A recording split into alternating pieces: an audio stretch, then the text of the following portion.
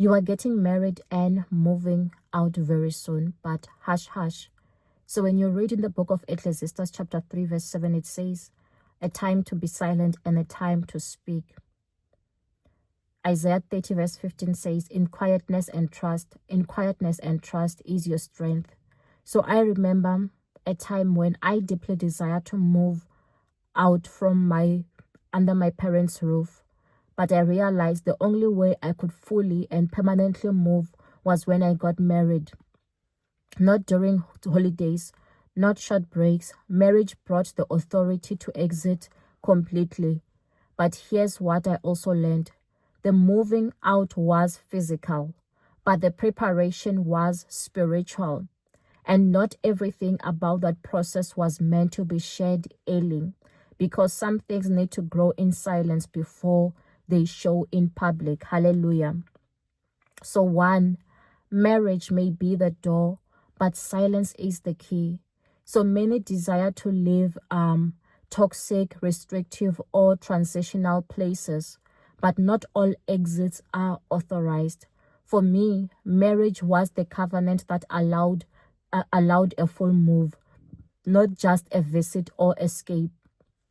In the same way, some of you are about to be released from where you've been staying, from seasons of waiting, from family pressures, but the door will open through covenant, not convenience.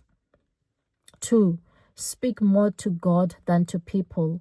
So early in the relationship, I shared things too fast, and that brought pressure to explain, pressure to perform, pressure to prove. I learned that premature exposure creates premature expectations. So God is not asking you to hide, but to withhold what's holy until it's stable. Tell God the plans, the dreams, the wedding date, not every follower, friend, or cousin. 3, pressure enters when you publicize the private too early. So some of the stress we feel comes from people we never should have invited in our timeline. You say you are getting married.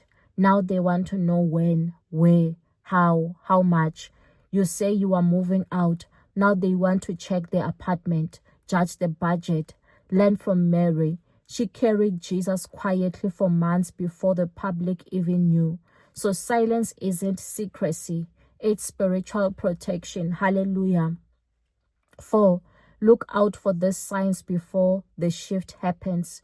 You felt discomfort where you once felt peace. So God is loosening your attachment. You begin preparing mentally and emotionally, even before physical doors open.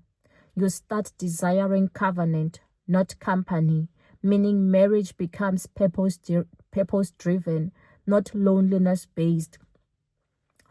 God starts testing your silence to see if you can be trusted with the blessing before it's birthed. Hallelujah. 5, some moves aren't meant to be loud, just final. So when you get married, the move is often permanent.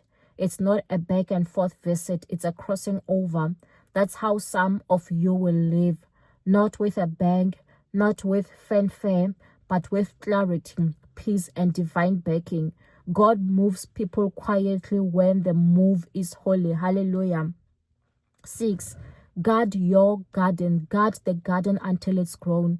So relationships are like gardens. Exposed too early and the sun burns it. Handled too carelessly and others trample it. If you are building towards marriage, remember, don't announce what hasn't rooted. Don't post what hasn't been prayed over. Don't give access to something sacred. 7, your exit is already set. Your silence is the test. So God has already arranged the move. He's already chosen the spouse. He's already appointed the season. But will you be quiet enough to follow his lead? Will you protect your joy from unnecessary opinions? Will you move when he says now, even if no one else sees it coming? So the marriage is coming. The move is happening. But it will happen without warning, without pressure, without apology. Protect what is precious. Speak to heaven, not the whole way. You are getting married and moving out, but let God finish their arrangement.